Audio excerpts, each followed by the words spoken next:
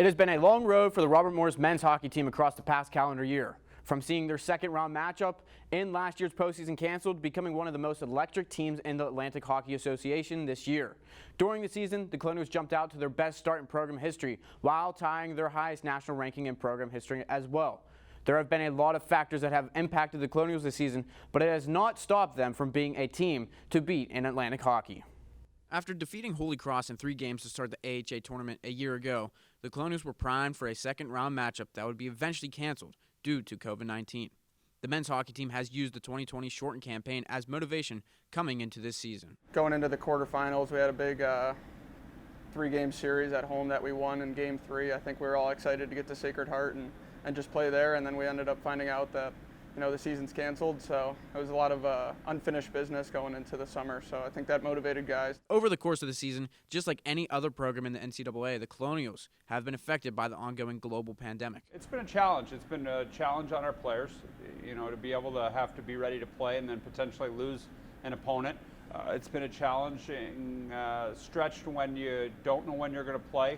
We haven't played a game in 19 days, and now we got to be ready to play playoffs right away. Battling through the season, the Colonials were able to come out on top of the Western Division with a 10-5-1 conference record. The Colonials have seen many factors contribute to their success, but the ability for all 4 lines to score is at the top. One of the strengths of this hockey team is our depth. Last year in overtime, Santeri Hartikana was a third-line guy, scored a game winner. You're going to have those guys step up.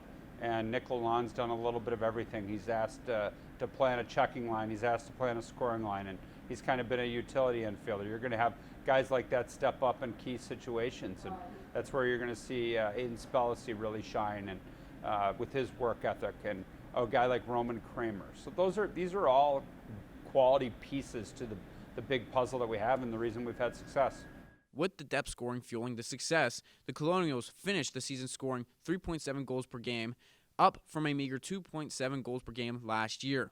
Another area that has seen a drastic improvement is the power play, as the Colonials increased from 13.8% last season to 25% conversion rating this season. The team has relied heavily on the potent power play unit. I think in years past we were definitely close. We were just not bearing our chances, and I think this year you're seeing that when we get a chance, we're putting the puck in the back of the net, we're moving the puck well. I think a lot of it has to do with coaching. One thing, I think Ryan DeRoche's done a great job with our power play and working with us. And then just kind of a team mentality that we wanted to score more goals. Another important piece of the team's success over the year has been the new players on the blue line, in net, and offensively. Well, they bring a lot of energy in a different way, and obviously Jordan's been out, but to have 8 goals in 10 games is a tremendous start. And Randy's just been dynamic since day one, and then you've got a lot of the guys that don't get a lot of credit, that bring it every day. They work extremely hard. Gavin Goulash, Kyler Head, Matt Guerra, Matt Hutton. I mean, those guys just work every day, and then on the blue line you throw David LaFrance in and Noah West in net. We need them to come in and step up and become big players, big role players on our team, and they've done a heck of a job.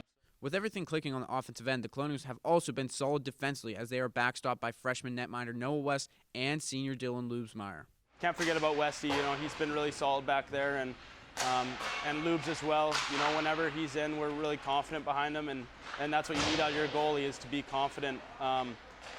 That he's going to make the big saves and he's not going to let in the weak ones. So that's something we've got all year, is just really good goaltending. While the Colonials have seen a lot of success throughout the regular season, all eyes now turn towards the playoffs.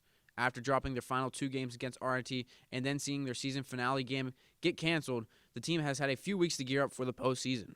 Yeah, really just breaking down our systems, making sure, we kind of almost went back to day one, and we started and we looked at everything we need to do, offensive zone, neutral zone, D zone, power play, PK, and just fine-tuning all those things and making sure we're sharp going into playoffs.